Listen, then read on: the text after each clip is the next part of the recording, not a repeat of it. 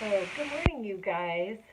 I so this weekend, there are times where I go on these like Netflix um, marathons, and I like to.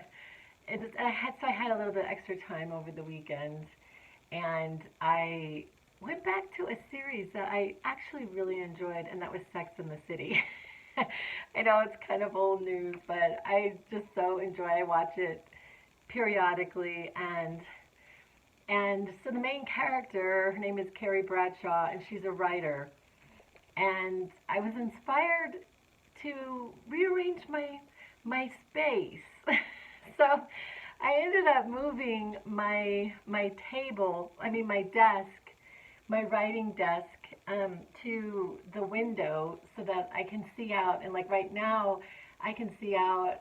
And this time of year, the trees have like fallen off this great big tree, which is part of the reason why I bought this place in the first place. Um, all the leaves have pretty much, and I can see my butte that I claim, like right, I can see it right now. So that was like the coolest thing. I just love that. But anyway, and I wanted to make my writing desk my focal point, because I I have been writing for years. I really I actually love to write. I love figuring out how to word something.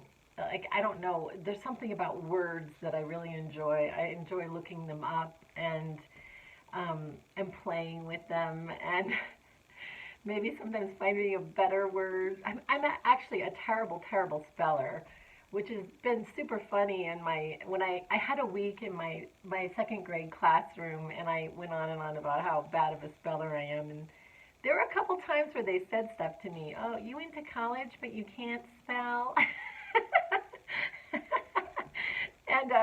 And it's a school that is like not into technology, so I haven't been able to like revert to my Google, which has been an interesting experience for me because I actually Google multiple times a day. But anyway, so I'm like, and I'm thinking about the new year.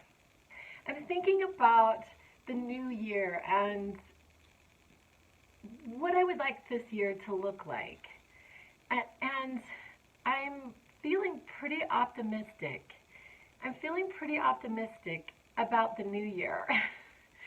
So I had told you all, or I don't know, but I have taken a position as a second grade teacher in a very special school where I live, and I'm completing. This is the last week at my two other occupations, and so I'm going to be focused on that, and also focused on my projects, and which is my biggest project is learning the art of creating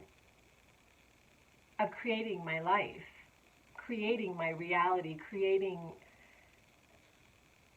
the life that I would like to be living, and enjoying the life that I have right now while creating something better, or I perceive to be better.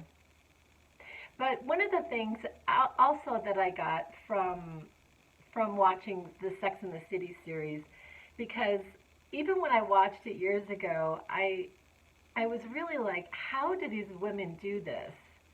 Like, how do they live in Manhattan? Like, how do they pay their mortgage, their rent, and their lifestyle? How do they do that? And so in seeing my own blockages, my own blockages, but but in one of the episodes, like one of the characters, she had the wealth, she had the man, she had seemingly everything, and then she was having trouble having a baby, like getting pregnant, and I was thinking like it is never done. It's never done. Like we're never done. There's always going to be more for us to be doing, more for us to be learning, another mountain for us to climb. and finding the process of that joyful, finding the processes in our life joyful. A lot of times, like I had talked about this, I think, in a podcast, but about how when we actually get what it is that we think that we wanted, then it kind of morphs into something entirely different. Like, we work to become, like, say, a doctor or a lawyer. And then we get to lawyering, and it's a whole new set of challenges and questions, about, okay, so I got what I wanted, and then now being with what we want and actually improving that. So, anyway, I hope I'm making sense, but I am so excited about the new year. I didn't really put it together, but it's a new decade. It's a new decade. I mean, that is like the coolest thing ever. In 2020, like, these double numbers, is just like the coolest thing ever. And so I am so looking forward. I'm actually looking forward to my day today, but also just the future and learning, because I'm in the process of learning how to master being able to create what I would like the world to be, which is actually a bigger mission. When I first started doing these YouTubes, my bigger mission was world peace, which sounds so like an idea, like crazy idea. But and then what's coming to mind for me right at the moment is it sort of does begin with me,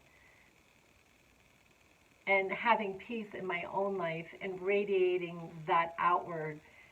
Sometimes I say the best thing that we can do for humanity is to learn to be happy. Just to learn to be happy.